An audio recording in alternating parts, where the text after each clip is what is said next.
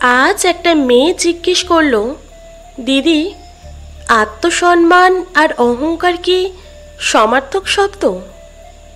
কি বলি বলুন তো?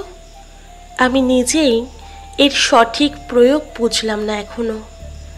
তবুও ওকে বললাম, আত্মসম্মান আর অহংকারের মধ্যে একটা সূক্ষ্ম পার্থক্য আছে, খুব সরু একটা লাইন। খালি চোখে তাই অনেকের দৃষ্টিতে ধরা পড়ে না। ধরো, কোনো পুরুষ যদি আত্মসম্মান নিয়ে বাঁচতে চায়, তাকে সমাজে বীর পুরুষ আখ্যা দেয়। আর কোনো মহিলা যদি স্বামী বা বাবার পরিচয় ছাড়া নিজের একটা পরিচয় তৈরি করে আত্মসম্মানের সঙ্গে বাঁচতে চায়, তাহলে সমাজ তাকে অহংকারী বলে। আর তখন সেই অহংকারকে ভাঙার জন্য সকলে একজোট হয়। এই জোটে হয়তো দেখবে মহিলাদের সংখ্যায় বেশি পাবে। মেয়েটি বলল, দিদি, সমাজ নয়, আমি আমার পরিবারের কথা বলছি।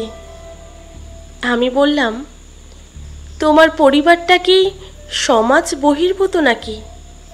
খনাকে তার স্বামী আর শ্বশুর দুজনে মিলে জিভ কেটে নিয়েছিল। কেন জানো? কারণ সে মহিলা হয়ে এগিয়ে যাচ্ছিল। তাই বাড়ি থেকেই শুরু হয় সমাজ। সুতরাং আত্মসম্মান নিয়ে বাঁচতে চাইলে তুমি অহংকারী তকমা পাবেই।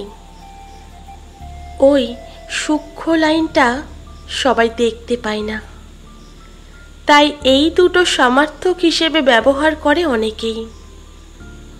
মেয়েটি বলল, তাহলে উপায়? এখন আমি কি করে সকলকে বোঝাবো যে আমি অহংকারী নই?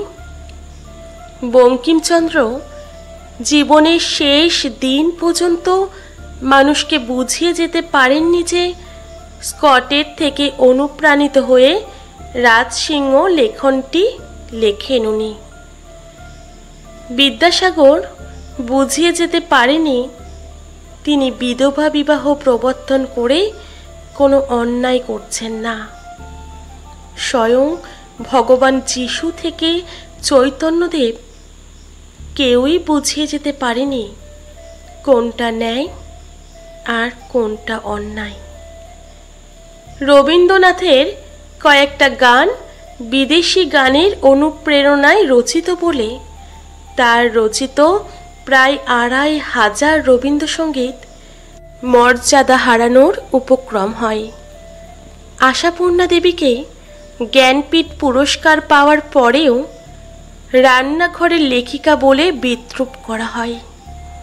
তাহলে তুমি কে যে তুমি সকলকে বোঝাবে আত্মসম্মান আর অহংকার এক জিনিস নয়? এত উচ্চাসা করাটা কি অন্যায় নয়? শুধু খেয়াল রেখো, অন্যকে ছোট না করে নিজের সম্মানটুকু বজায় রাখতে। আর একটা কথা, সম্মান পেতে গেলে কিন্তু অন্যকেও সম্মান করতে হয়।